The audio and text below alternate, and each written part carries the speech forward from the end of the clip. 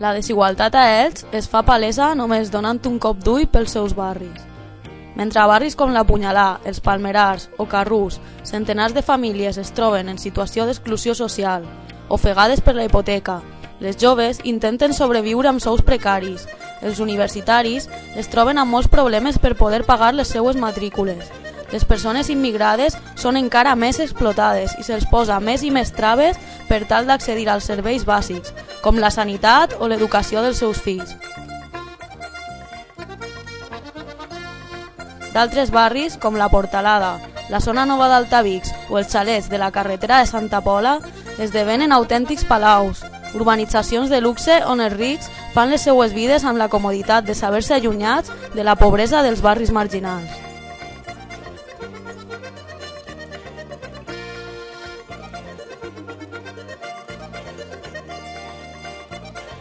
El capitalisme ha decidit que la mà d'obra de les treballadores d'Elx ja no és suficientment rentable per a la indústria del calcer.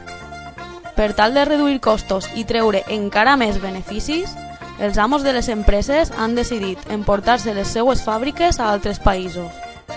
Amb aquests tancaments i deslocalitzacions d'empreses s'han destruït molts llocs de treball estable a la nostra ciutat. Després de moltes dècades traient un alt benefici del nostre treball, ara han decidit plegar. I pleguen deixant moltes treballadores a l'atur, sense dret a indemnitzacions, sense haver cotitzat i, per tant, sense dret a pensió de jubilació. Entretant, els representants sindicals semblen més preocupats per salvaguardar els seus privilegis. Els pactes dels sindicats grocs amb la patronal suposen una claudicació i hipotequen el futur i els drets dels treballadors d'Elx.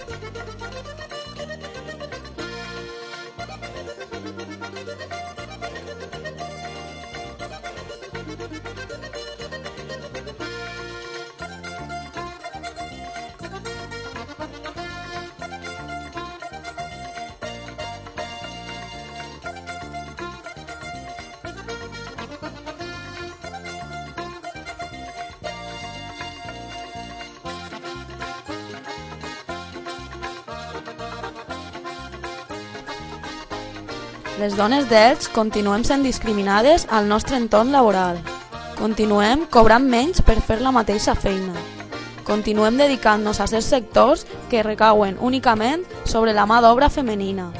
A més, la crisi del calcer està afectant a moltes dones que feien o fan un treball molt estès a Elx, el treball a domicili, a l'aparat. A la nostra vida familiar continuem sent menyspreades i socialment continuem sent tractades com a objectes sexuals. Se'ns continua imposant un cànon de bellesa inassumible, reforçat amb ferotges campanyes publicitàries, que ens ensenyen a odiar el nostre propi cos. El desenvolupament de les xiquetes i xiquets continua estant condicionat pels rols sexuals imposats a les escoles i al si familiar, sembrant així el futur per a una societat masclista. La violència contra les dones continua sent el pa nostre de cada dia. Res han aconseguit les campanyes i les lleis reformistes de la socialdemocràcia espanyola. Mentre l'Estat intenta posar pedaços al patriarcat, l'aniquilació de les dones no s'atura.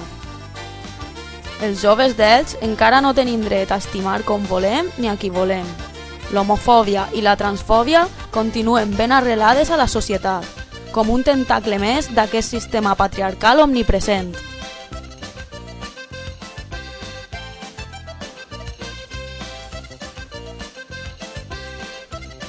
Des de tots els fronts ens arriba l'ofensiva espanyolista. Els mitjans de comunicació d'Elx són una de les eines de manipulació i alienació més importants de la ciutat. La Verdad, El Información i Radiotelevisió d'Elche, entre d'altres, s'uneixen als mitjans estatals en la seva croada contra la formació política i cultural del jovent. Però també, des de l'Ajuntament s'insisteix en polítiques lingüístiques que releguen la nostra llengua i cultura a un pla purament folclòric, amb senyalitzacions, papers oficials i atenció al ciutadà únicament en castellà. L'oferta cultural és pobra, espanyolista i comercial. Les nostres festes populars s'han venut a les empreses i han esdevingut barraques de los 40 principales i la cadena 100. El sistema educatiu conforma l'altra cara de la mateixa moneda, amb mestres que no estan capacitats per donar classes en català, en el millor dels casos, i mestres feixistes que des de ben menudetes ens ensenyen que la llengua culta és el castellà i que el valencià només és una llengua de camperols analfabets. Els temaris a escoles i instituts són elaborats per tal d'amagar i negar sistemàticament la nostra història.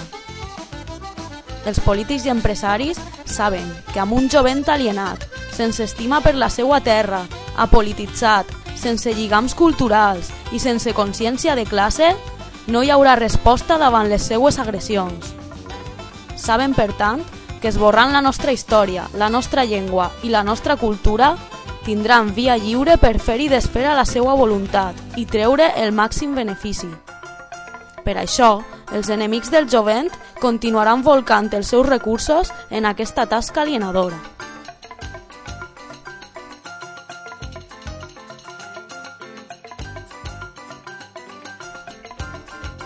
El problema de l'habitatge és una xacra per a les joves.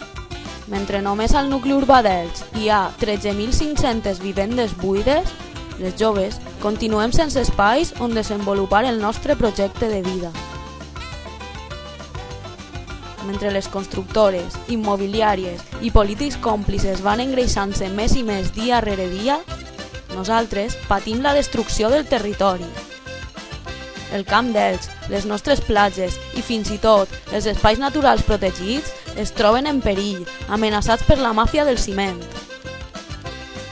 Les joves del Baix Vinalopó estem condemnades a destinar la major part del nostre salari a pagar el lloguer o a hipotecar-nos de per vida, permetent així que també els banquers treguen la seva part del pastís immobiliari. Les joves estem condemnades a treballs precaris, condemnades a desenvolupar la nostra vida laboral al sector serveis i al sector turístic, caracteritzats per la precarietat de les treballadores. Són treballs temporals, amb jornades interminables, amb horaris nocturns, en moltes ocasions dins de l'economia submergida i sempre amb uns salaris miserables. El nostre territori s'està convertint en un gran geriàtric, una ciutat de vacances per als turistes europeus. Un turisme irresponsable que malbarata els nostres recursos energètics, els nostres recursos naturals, que malgasta l'aigua, que genera quantitats ingents de residus i, com no, basat en l'especulació urbanística i en la conseqüent destrucció del territori. El nostre paper dins d'aquest escenari està ben definit. Les joves ens veiem abocades a ser les cambreres d'Europa. Som la mà d'obra barata i precària del sistema capitalista.